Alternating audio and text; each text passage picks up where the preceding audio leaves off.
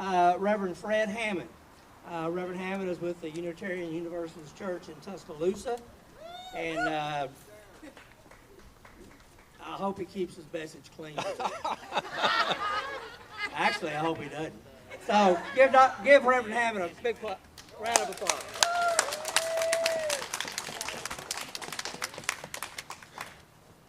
I'm not making any promises. I want to ask you a question. Is the budget that they are hoping to pass today the budget you all want? No! I can't hear you. No! I still can't hear you. No! So what are we going to do about that? We're here, but we need to do more than just being here at a rally. We need to vote. We need to register to vote. We need to get ourselves into office and kick them out. I was looking at the website recently about, well, you know, I said to my mother moved down with me, and I said to her, you know, I've never been in public office before, and I thought, well, I can't do any worse than these guys. You know, I don't know if I'm going to do that. Don't quote me and say, oh, Fred Hammond's going to run. No, I don't know. I'm being Joe Biden. I don't know. But it was a passing thought, because somebody has to stand up and run against them who knows how to treat people with respect. This state, as we've already heard today, does not treat its people with respect. It does not consider us to be important. And when they talk about the crisis of a budget, they've had instances, they've had opportunities to take that would have not increased taxes at all. Medicaid expansion would have created 30,000 jobs for this state, saved our hospitals that are closing. They choose not to expand Medicaid. Why? I don't have an answer for that question. To me, it's common sense.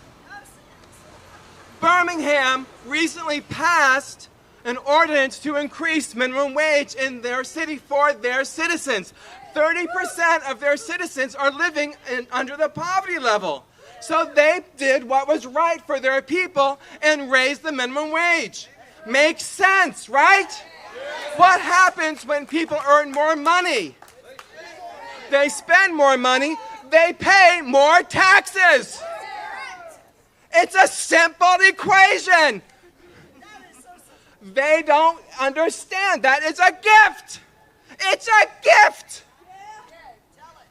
They are not receiving the gift. And the person who proposed the bill to keep minimum wage from happening, not just in Birmingham, but in other communities, hopefully Tuscaloosa as well, we're working on that. He made one statement that made sense to me. It shouldn't just be in municipalities, it should be statewide. I agree with that. But that means the proposal that he should have presented was to increase the minimum wage. Not to keep other people down, underfoot, in a lock. That is not the way we should be doing things in this state. Minimum wage, increased Medicaid expansion, those are gifts to us that we could take advantage of easily to balance our budget without stealing money from the education fund. We are on the lowest bottom in education in the country. It is more than sad. It is heinous. It is disgusting. It is sadistic the way they treat our children. Instead of investing in our future, they are looking for short-term fixes. All they are doing with this budget, should they pass it today, is kick the can down the road to next year. That is all they are doing.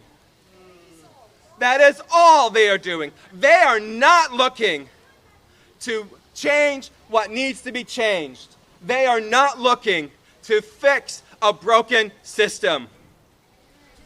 We need to fix that broken system.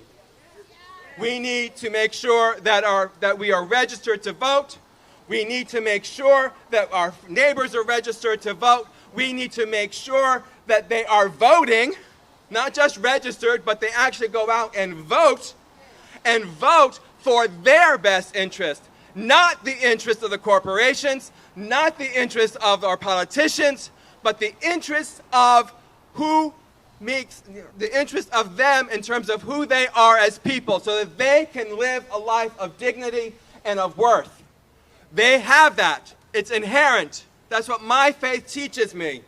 But sometimes you have to claim that inherent worth and dignity. You have to stand up and shout for it, because people do not listen. They do not respect us. They do not respect any of us.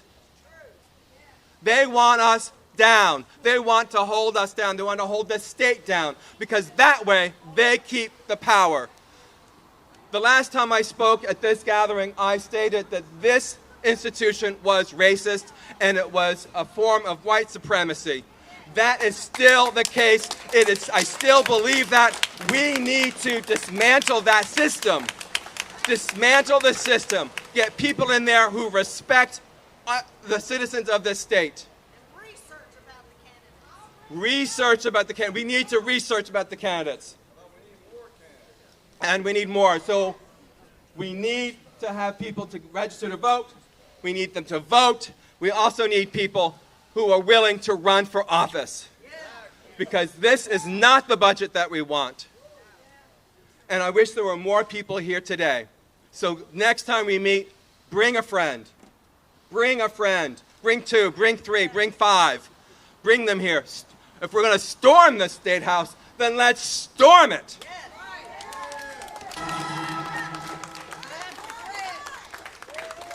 Thank you, Reverend Hammond.